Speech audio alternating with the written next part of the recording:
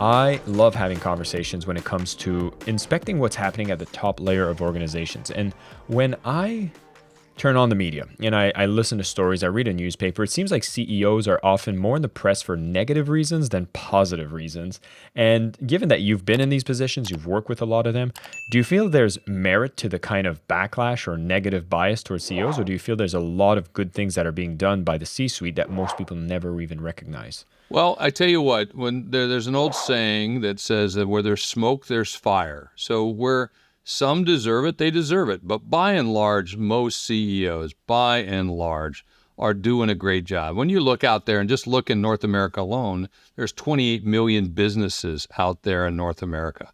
You don't see all those CEOs getting a bad rap. You see most of those doing a great job because they're value-based. They have great values and trying to do the right things, and most of them put people above profits. But there are those bad actors, those ass hats, if we want to call them that. That's what I would tend to call them, who really just don't care, don't have the values, really going at, looking at the bottom line and maybe a little bit of the top line, but they're really just don't, run their businesses based on values, and they deserve it. If you see a CEO who's earning multiples over what his employees are earning, then maybe they got their values screwed up, And I would tend to say that. Now, and I'm a CEO myself, but I love to make money. That's how we keep score.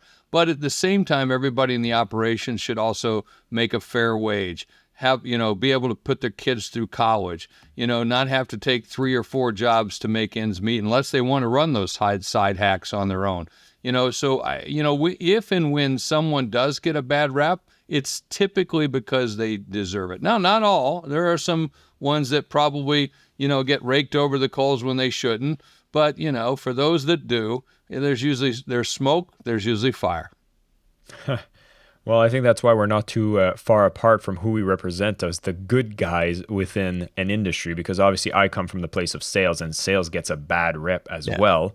And what I'm trying to highlight is some of the most effective things that salespeople do when they do it right are actually very good things that we can all agree on, like listen more, care for others, understand, and then provide a service that's above what you're asking for, so you actually have some positive value. I'd be curious, even in the executive space, what do you think is one of the most undervalued things that executives at a high level in a big organization do that most people don't even see but makes such a difference? A lot of people think that the job of a C-level executive is to be the smartest person in the room, and that's not their job, because I've sat in those boardrooms, I've sat around those C-suites, I've bought and sold over 250 companies in my career, 25 billion. My last big company, my marketing budget was $17 billion. So just to give you an idea, 7,500 marketing people in my organization, 180,000 employees, So when you sit around that table, you find out these people are not the smartest. The thing that they get undervalued for is they typically are the most strategic. They're trying to do the right job. They're trying to really think ahead where it is. And I don't think a lot of C-suites, get that kind of credit. And so they have to, and by the way, they're making life and death decisions in that boardroom. When you really sit down, and I tell people, C-suite, when you're at that level, there are more people playing professional football in the United States than there are C-suiters at a Fortune 1000 company, right? So it's a very heady position. It's a very limited in terms of the number of people that do it, and you're making some big decisions. You might have to lay off 8,500 people. That affects people's lives. You might have to make a decision on cutting back on health insurance when that might result in someone not getting the care that they deserve or want or should have, in terms of that. So I think, the thing that's probably undervalued is the kinds of decisions they have to make, and that they're mostly, focusing on strategic decisions. And it's hard. It's hard to be there, to sit there in those rooms. And I've sat around that board table numerous times. I serve on 12 corporate boards. 4 of those companies are public, and we make some hard decisions. And by the way, most people don't know, if you're sitting on a board or you're in the C-suite, you're getting sued all the time. I mean, you have to have insurance on every board I'm on. I have to have insurance when I'm at a C-suite officer, because, there's shareholders suing you, customers suing you, vendors suing you, all these different things, good and bad. Sometimes you might deserve to get sued. I've been on a board one time where they deserved to sue us because of some of the decisions that that chairman CEO was making, and we at the board level felt he was making the wrong decisions. But that's a rare case. But certainly it's tough up there. It's tough. It's lonely. And by the way, it's very lonely in the C-suite. Everybody thinks, oh, it's hustle and bustle, but it's a lonely kind of place because of these kind of things. I'd sit around, Jason, sometimes in these meetings and go, geez, somebody ought to do something about this. And I'd look around the room and realize, well, that's me. I've got to do something. So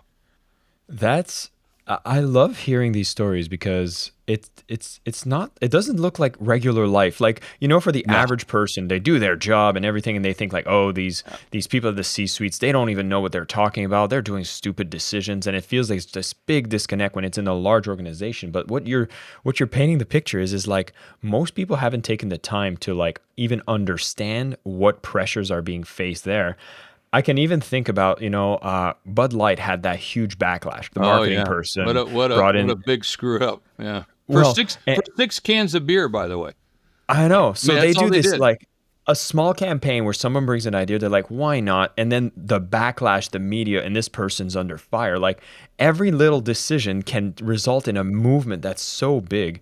And so. Yeah, material change. When you make a decision like that, and that was a massive material change where they lost about $4 to $6 billion in market cap and value of their company for, doing something that was fairly innocent. The problem was their response to it, and also the background story behind it. And to call out the brand, against its true roots of the brand. A brand is nothing but a promise delivered.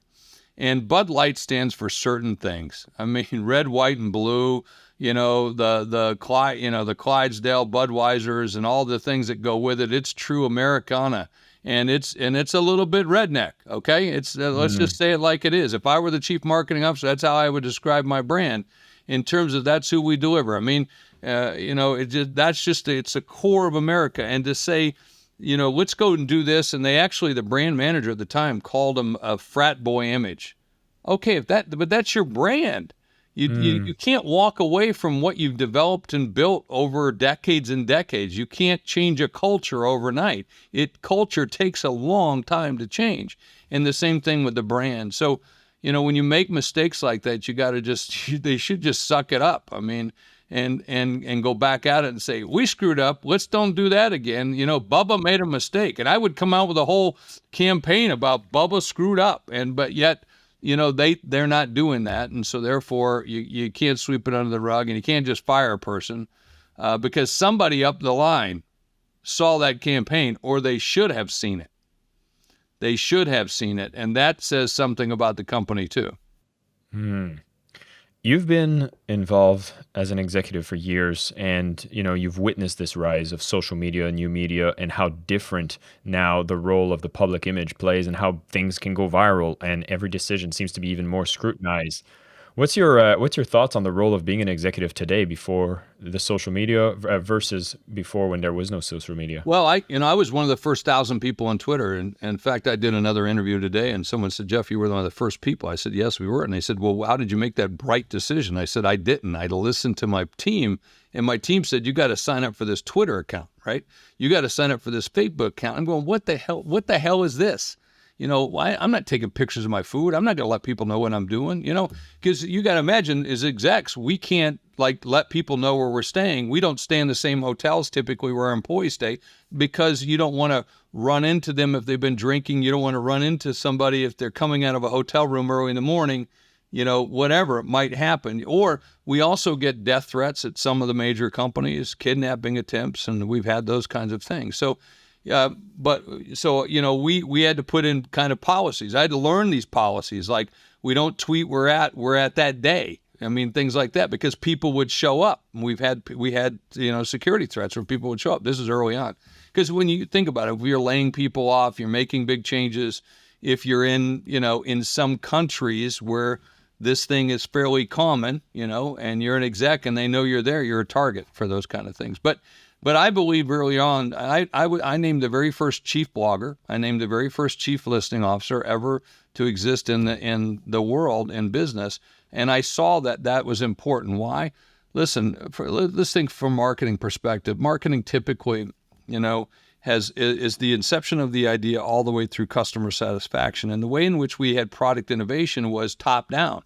We'd have 4 meetings a year, planning sessions, and maybe in 1 year, 2 years, 3 years, 4 years, maybe even 5, we'd bring out a new product. That's what it would work like.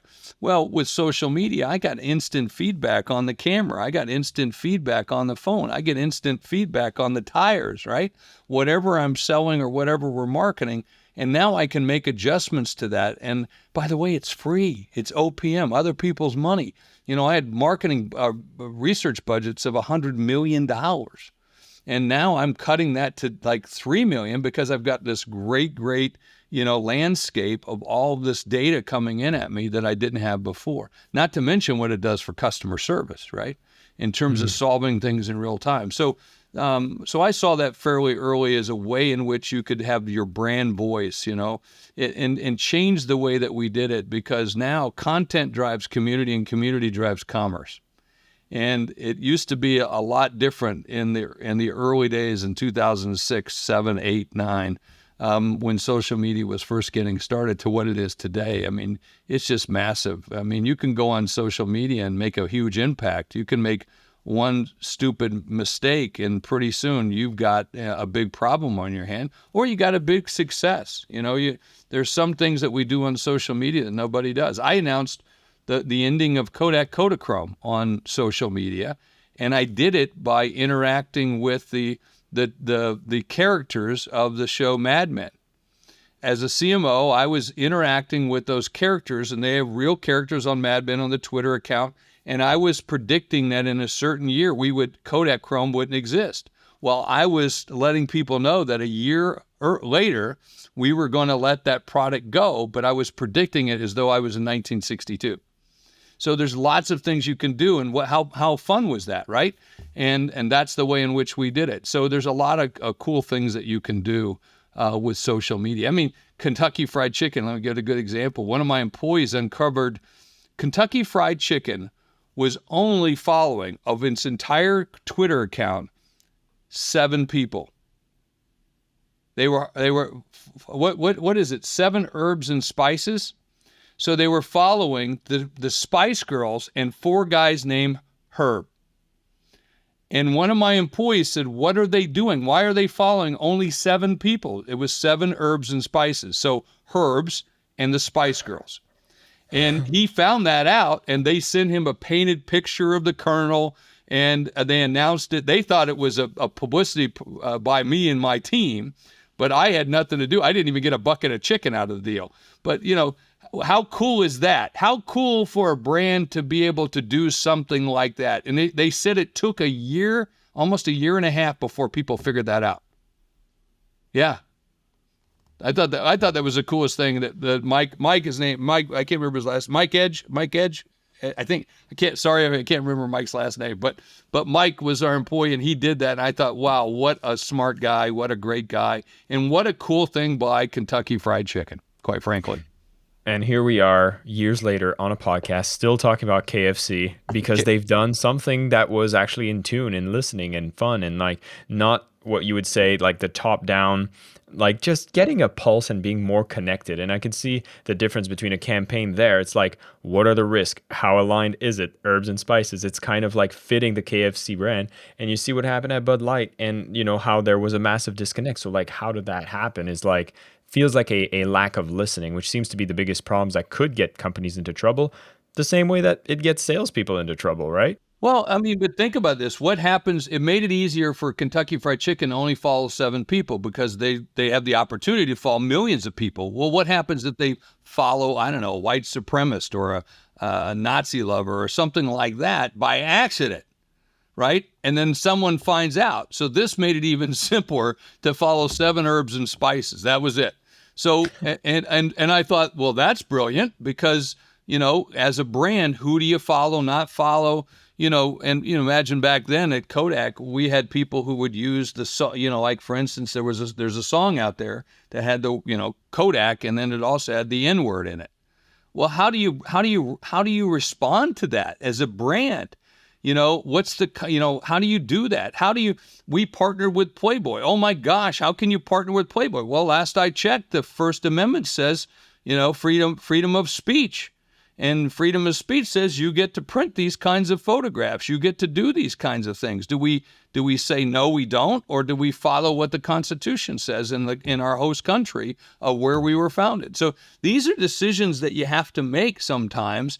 And we had to find out, well, we might not condone the use of a certain word in the song. We recognize the iconic nature of our company and the role it's played in all culture, in all amongst all sexes, races, and socioeconomic, populations. So that's the way we had to respond, and whereas I had a team saying, oh, we've got to denounce this song. So we're not denouncing that song. That's a rap song. That's what they do. That's how they use it. That's not for me to say. I'm a middle-aged white guy. I'm not the guy that should be saying this. I shouldn't be defending it, but I will defend it because that's what we should do. We should be able to recognize that people use different things in different ways, and it might not fit what my morals are, a way I would say it, although I typically, will be known to use a little blue language here and there. In fact, most of my podcasts have red dots on them because of my kind of language. I've threatened to punch one guest in his throat one time because of the way he acted on the show. So, nonetheless, everybody should be represented. Everybody should be heard. My job's not to change your opinion. My job's just to understand you a little bit better. What I like with what you're sharing right now, Jeffrey, is that you have this awareness of what you stand for. Yeah. And I know that companies do a lot of work when it comes to saying, what are our core values? What's our mission? What's our vision?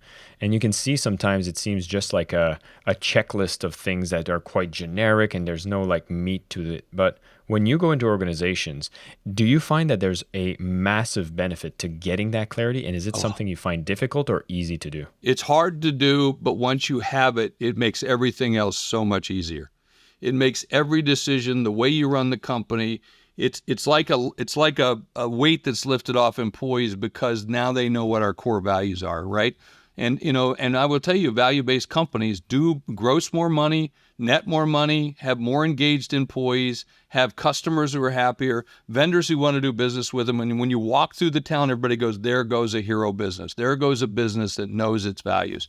And when we all know those businesses in our local communities, they're the ones that pay for the symphony. They're the ones that pay, they're not just doing it because it's a good advertising thing, that it leads to good sales. They're doing it because it's the right thing to do. But it's tough. And a lot of companies don't sit down and spend the time. They get started. They got a great idea. They think they're going to go out and solve this problem, which is the biggest thing that most businesses should be doing is what problem are we solving? What are we trying to do? But if you think about what are we trying to do, but your values are going to come in questions. Do we, I know that the software is not quite ready, but we got to get it out for the month. We're going to set a record month. We got to ship it. Whoa, but that's going to fail. Is that inside of our values? Is that right? We know that the customer is going to return this product. We know that they're not going to be happy with it. Is that the right thing to do? Or can you, as this employee, shut down our line and say, whoa, there's a big mistake here and we should not do this? And so these are the kind of things that you got to wrestle with. But imagine an employee who has that kind of power that says, Mr. CEO, look what I found. I know that you would not want this because this is who we are. Well, that's a powerful statement, and what a hellacious company that could be. So as you know, I also work with organizations do management. And when I walked into one group I was working with and I saw that didn't exist, I felt like I couldn't get people to rally around why certain decisions were being made. And I remember one of the basic ones was I spoke with the founder, I spoke with the brand owner, and one of the key things they immediately says was everything must be done with excellence. And then I went to the social media and I saw that posts were done kind of half-assed, if I can use my language as well. Yeah. And it was such an easy way of using that as an example and just showing to people like, hey, look, does this represent excellence? And when people get it, now I see everything leveling up and it makes everything else be more in line. But I'm talking about working with a very small team. Like I'm talking about dozens of people. In your case, you're working with like hundreds of thousands of employees. Yeah, it's tough. How the hell do you manage the flow of information? Most people can't manage a relationship with 10 people in their personal lives. You keep it simple and then you communicate. So, you take to the airwaves. You use all the things that are at your disposal. And when I got at Kodak, for instance, we didn't have that. And that more the problem was the mood. You know, how do you change the mood? First, you got to change the mood. You know, if you get to a company and they think their best days are behind them, oh man, that's a tough thing to change. They say, hey, Jeff, make us cool again. Well, you can't be cool and look dressed like Elmer Fudd, right? So we've got to change it. We got to upgrade. We got to look. We got to walk the talk. Again, a brand is nothing but a promise delivered. So what are our core, attributes? What are the things? And then you have to be radically transparent in that conversation, right? You know, when I first got to Kodak, people would tell me that 1 million people visit our website every day to look at the picture of the day, and when I not literally, about 3 months ago, I heard someone from Kodak speaking and they used the exact same phrase. Those are stories. Those aren't true.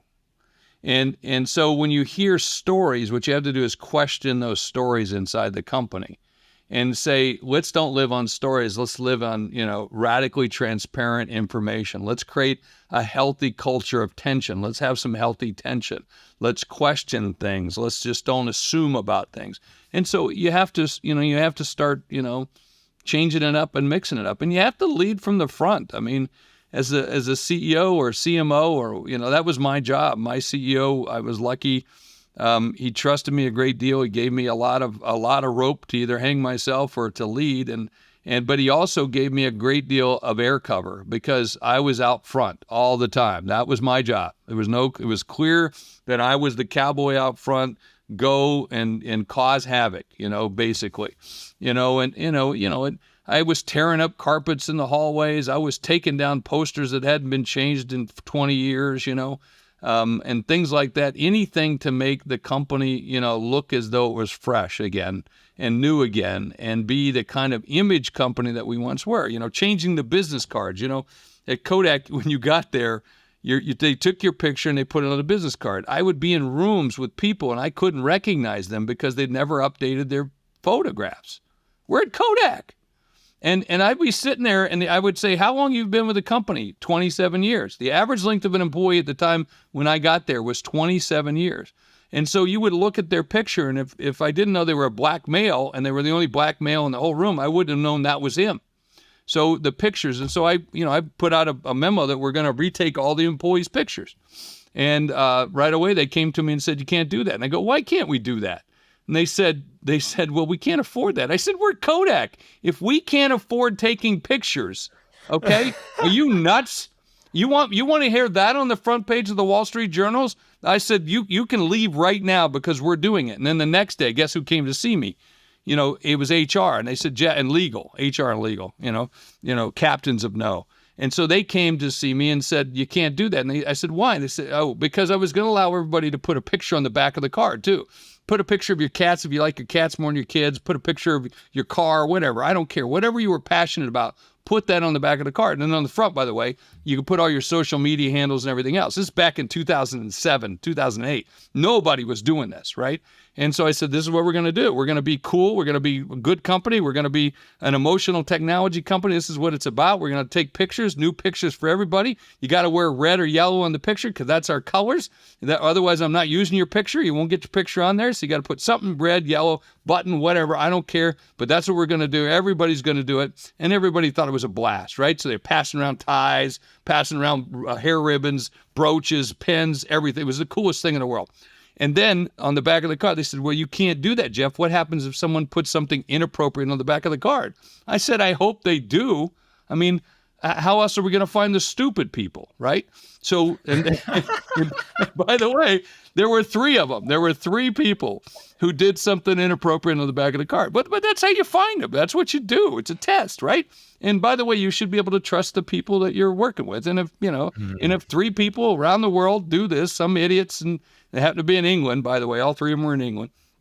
And then, you idiots, you deserve to get the hell out of our company.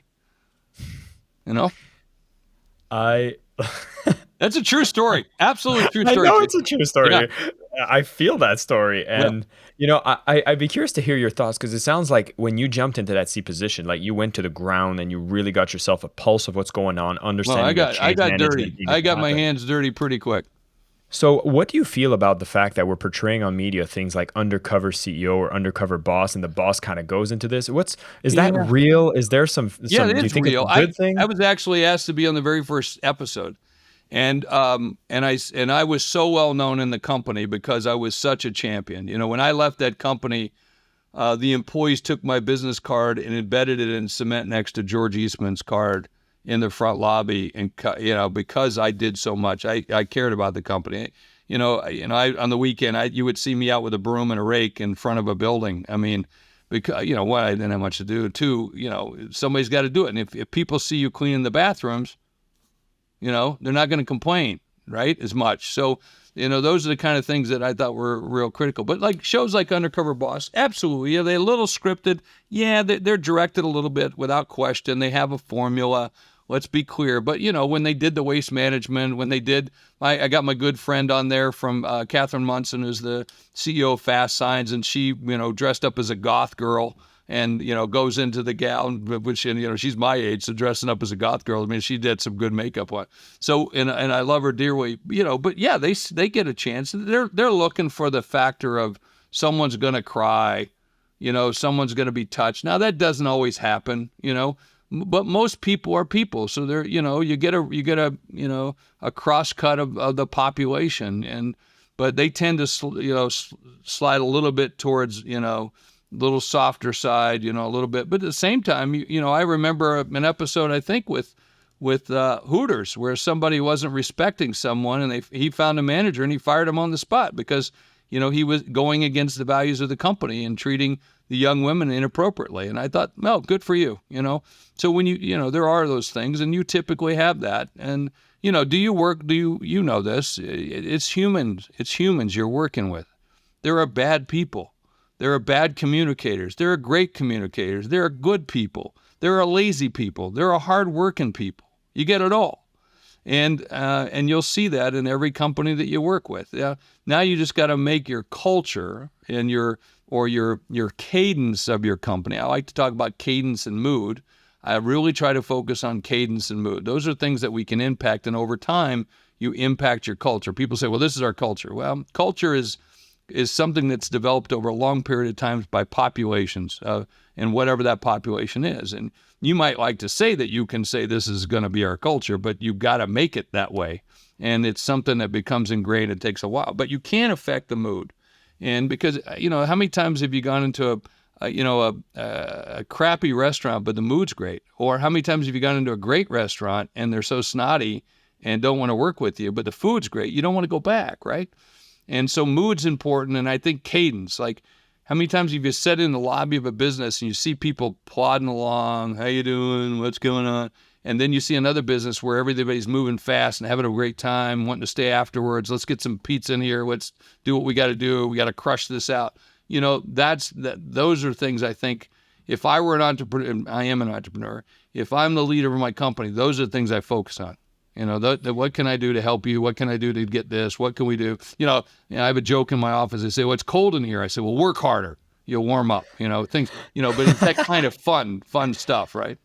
It's when you mentioned this, I'm taken back to this time. I used to follow a blog which was called Mind Valley Insights. It was based on this company, Mind Valley. They would share a lot of their marketing and sales tactics, and I was in that field, so I thought it was amazing they were sharing that. They invited me to come and visit their office, and when I walked into the office, that mood, that cadence you speak about, I walked in and everybody was working, everybody was on the zone, everyone was moving. There were bean bags, but people were on the bean bag and they were like in the zone, getting stuff done. And I was like, all right, I'm gonna bring in the esoteric here. There was a good vibe. Yeah. And like I couldn't put a pulse on it, but I'll tell you what I did next is I went to the cafe downstairs. I sent in a cover letter and announced my resignation in my current work, and I ended up working for this company for 7 years. There you And go. so what you speak about feels so intangible, and I feel there's like this duality, right? Because there's a swing where it's like culture is the most important. There's massive benefits. It seems like it's big neglected, but I've also seen companies that are all culture, all about the fluff. And in sales, I've seen a similar thing where they call it like sales as a service, and nobody wants to close, nobody wants to push. And, at the executive field, I feel like there's also that duality, which is listen, culture, all that's important. But then it's like, bottom line has to happen or the company's dead, and you need to have this kind of push. if you Where do don't you make find that money, balance you don't today? make money. You don't have, I mean, if you don't make money, you can you're not going to make it up on volume. That's for sure. But you got to have that. But you have to have the yin yang, right? You got to have both sides of it. You got to have like this whole debate right now, like, oh, I only want to work from home. Well, no. You got to have a little bit of both. You got to have some of that balance back and forth, or you got to come in and travel for a certain period of time. We got to see each other. I want to know what you're doing. All whatever it might be, you've got to develop that. And then you've got some people say, well, it's the office or no way. It's my way, the highway, right? And well, that's not going to work anymore. We've already let that cat out of the bag. So there's a balance that has to occur. That's why healthy tension is a great thing.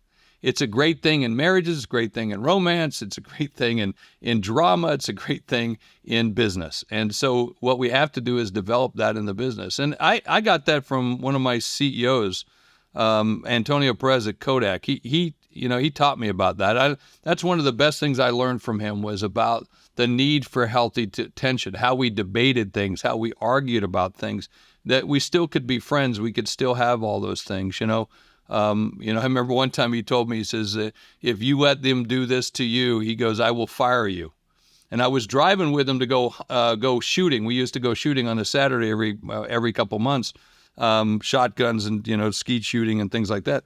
And we just outdoor people, the officers of the company, the four of us, the top ones, we were all, avid sportsmen. So we like to do that. And so we would get together. But he told me as I was driving him down, he says, let's be clear. If you do that, I will fire you. I will still go shooting with you, but I will fire you, And that was his way of saying, you stand for what I ask you to go do that. Do not let them wear you down. And that's what you're supposed to do. And so that was tension between us, because I was like saying, hey, look, they're really giving me a hard time. And, and he was letting me know, no, it's okay, but don't let me down,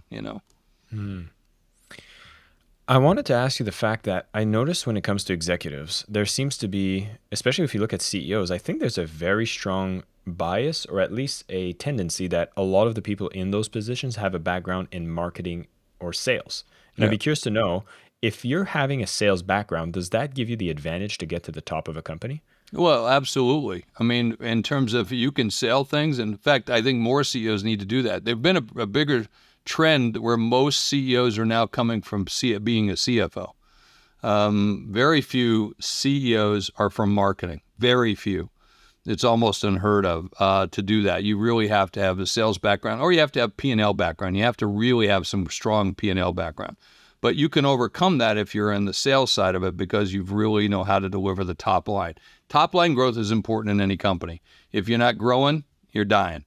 And so that's an imperative. Especially you see that more in smaller companies, mid-size, mid-cap companies, than you see in the Fortune, say, 500, Fortune 1000. There's not as many salespeople at those roles, just because of the intricate nature and the complicated nature of those companies. So that's why you typically see people with a lot more background, a lot more experience. Even myself, having bought and sold hundreds of companies before I became the CMO of a Fortune, 100 company.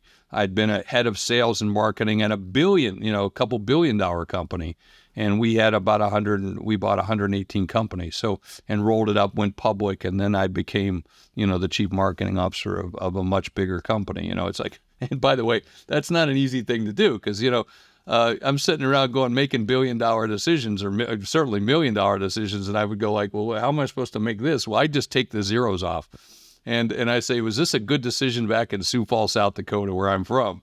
And that's how I made my decisions. If it take the zeros off, it sounded like a good, sound decision, even though it might be millions of dollars or impact a lot of people. That's how I made those decisions. I'd say besides the background in sales, we're talking about a certain type of individual can thrive in these positions. It sounds like there's some psychological resilience that is necessary. Is that something that you absolutely have to nurture before you even consider yourself wanting to be in this kind of position? Or you better develop it pretty quick. It's a dog-eat-dog world typically in those positions. While the 3 or 4 key officers might be aligned, not always. There's things that occur. Certainly, those that report into us and around us are, trying to work their way up. So that you take a few you take a few knives thrown at you, a lot of shots thrown at you, and a few in the back sometimes. So you have to, at that level, you have to be pretty strong in your own values of who you are, right? You said that, you complimented me, I appreciated that, I'm lucky that in my life, I kind of grew up knowing these are the things I believe in. These are my strong convictions. Now, sometimes that's not easy to do. I can remember the first 3 days on job, I made a decision and I got called up to the CEO's office. I mean, first time I'd seen him since before he hired me. And he called in to, I made a decision based on something, let's go with this. And, and it was some language that was used in a video that was shown at a Wall Street Journal conference, which also made the national news and was featured on CBS. And in there, it used the word cojones. Okay. Like the guy's got cojones. And so I ran it by the women's group saying, hey, are you okay with this? And the execs that brought it to me, and by the way, this was done before I even got there. So they presented to me and said, will you okay this? And I said, well, I want to hear from the women's groups in our company that we don't get in trouble because we're talking about men's testicles here and we're using the word cojones. So I want to make sure everybody's okay. Hey, listen, head of brand, you're a woman. Hey, you're a woman. Hey, bring the women's group. Everybody okay? Everybody's okay. And I said, go with it. And it was a huge hit, except that I got called up to the chairman's office and he said, hey, Jeffrey, sit down. I said, no, I can stand. He goes, no, sit down. I knew right then this was serious. He goes, Jeffrey, do you understand the meaning of the word cojones? And I said, well, I think I do. He says, I don't think you do. He goes, see, I'm from Spain. You are not. And the word cojones is the most guttural word that you could use for a man's anatomy. It is like using the C word to describe a woman's vagina. Do you understand now? I said, yes, sir, I do. He said, did you get this okayed before you released this vile video? And I said, no, that was my decision, solely my decision. The team brought it to me. I checked it out with the women's groups. They said it was okay. I let it go. He goes, did you check it with the Hispanic groups? And I go, no, sir, I did not. He goes, there you have made your mistake. That is one. Do not do that again. So, it's like, boom. So that's when so, I mean, I was literally almost throwing up, right? I'm a 40-some-year-old man. I'm head of a, marketing for a multi-billion-dollar company, blah, blah, blah. And I'm getting addressed down, in the chairman's office, okay? On the top floor, in the, boom, had to go through security, the whole bit, even for me. And I report to the guy. And yeah, that's high stakes, right? That's high stakes. And so, but I learned a lesson, right? That was my lesson. Okay, now I won't make that mistake again, right? But in the end, he taught me as I learned other things. Did anyone die? No one died. Okay? Could it have been better? Yes. And so that's got to be that's always one of my rules. Did anybody die, right? Did we violate? Did we do it on purpose? Was it intentional? These are the things you want to kind of look at. And he knew my actions weren't intentional, but he was letting me know that was a serious infraction. That's a serious thing. Do you understand? You hold the company's, vision, mission, brand, the essence of the brand. If you make a mistake like a Bud Light, if you make a mistake like the new Coke, if you make a mistake like the new Netflix, right? And that's that, Jeffrey, you will be on the front page of the Wall Street Journal. And more importantly, you will have me on the front page of the Wall Street Journal explaining why I fired you. So, that's the way it works, man. And by the way, when you're in those rooms like that, that's high stakes. That's what it is, and you live by the sword, you die by the sword. And, I've learned in my career, that's at that level, that's the way you play. Man, terrifying and exciting. Yeah, at the same time. Yeah, exactly. Yeah. Yeah. And by the way, and you're doing things sometimes, Jason, and you don't know that if it's right. You don't know. I'm making decisions about stuff like, I made one decision where we did a big commercial. It was on Celebrity Apprentice. I was a judge on Celebrity Apprentice for 3 years. And we made this big decision and we put out this campaign and literally spent millions of dollars on this texting campaign. And I walk in on Monday after we launched it and we had 2 texts. 2. 2. Not like 2 million, 2. And then I had to say, well, what the hell was wrong with this campaign? Well, we ask everybody to text in a motion picture theater. Well, what do you do when you walk into a motion picture theater? You turn your phone off. So, what idiot came up with that idea? I did. But I put it through an entire group of marketing people, some 30-some marketing people, and no one raised their hand and said, Jeff, what do you do when you walk into a motion picture theater? And I said, well, you turn your phone off. I said, where the hell were you when we came up with this decision? And then I remember I turned to everybody and said, did anyone die? No one died. So now someone will die in this room if you don't get this thing fixed, right? And, because I've got to go before the board of directors. I got to go before the chairman of the company and explain why we spent millions of dollars on the campaign. We got two techs. Was that the moment? Yeah. Was that the moment when legal and HR walked in again? Yeah, basically, yeah, it's like that kind of thing.